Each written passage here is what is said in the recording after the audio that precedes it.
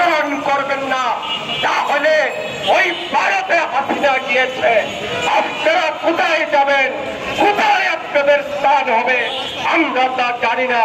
তাই আপনাদের কাছে বলতে চাই, ওই ইসরাককে অনতি বিলম্বে তার মেয়রের দায়িত্ব গ্রহণ করার পথ সুগম করে দেন।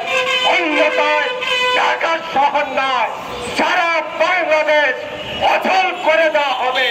তবু এই দেশে জাতীয়তাবাদী শক্তি বেগম খালেদা জিয়ার সৈনিকরা রাজপথ থেকে উঠে যাবে না, যতক্ষণ পর্যন্ত এই সরকারকে ক্ষমতা না দিবেন। বন্ধুরা আমার আরেকটি কথা বলে আমার বক্তৃতা শেষ করব। আসাদ আব্দুল্লাহ ওই সমন্বয়কের নেতা হয়েছেন। আপনারা ঢাকা বিশ্ববিদ্যালয়ের ছাত্র, আপনারা ঢাকা বিশ্ববিদ্যালয়ের ছাত্র রাজনীতি করেছেন।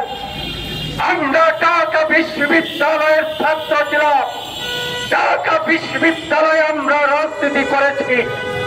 আমরা 90-এর ছাত্র আন্দোলন করে এরশাদকে উৎখাত করেছি, আর হাসিনার বিরুদ্ধে আন্দোলন সংগ্রাম করে হাসিনাকে উৎখাত করা হয়েছে। আসাদ আব্দুল্লাহ সাহেব, আপনি বিএনপিকে বলেছেন যে আওয়ামী লীগের পয়সা নিয়ে বিএনপি রাজনীতি করে। এই ধরনের কথা একজন রাজনৈতিক নেতার কাছ থেকে আরেকটি রাজনৈতিক দল আশা করে না। আপনি যেভাবে কথা বলেছেন, আওয়ামী লীগের ভাষায় কথা বলেছেন, আপনি কথা বলেছেন ওই আওয়ামী লীগের ফ্যাসিবাদকে সহযোগিতা করেছেন। আপনারাই তো আওয়ামী লীগকে সহযোগিতা করেছেন। আমরা কি বলতে পারি না যে ওই বন্যার সময় ওই যে ত্রাণ তুলেছেন, সেই ত্রাণের টাকা কোথায় গেল? সেই ত্রাণের টাকা হিসাব দিতে চায়, জানতে চায় জাতি যে এই ত্রাণের টাকা দিয়ে ওই কোনো নেতাদের পেরিটি বউয়ের পেরিটি প্যাড কিনা হয়েছে। বন্ধুরা আমার, আওয়ামী লীগের 600 থেকে 650 জন এমপি মন্ত্রীদেরকে বাংলাদেশ থেকে ভারতে পালিয়ে যেতে সহযোগিতা করেছে। তারা সহযোগিতা করেছে, জাতি জানতে চায় তাদের কাছ থেকে কত টাকার বিনিময়ে ওবায়দুল কাদের সহ 600 জন নেতা কর্মীকে আপনারা ভারতে পালিয়ে যেতে সাহায্য করেছেন।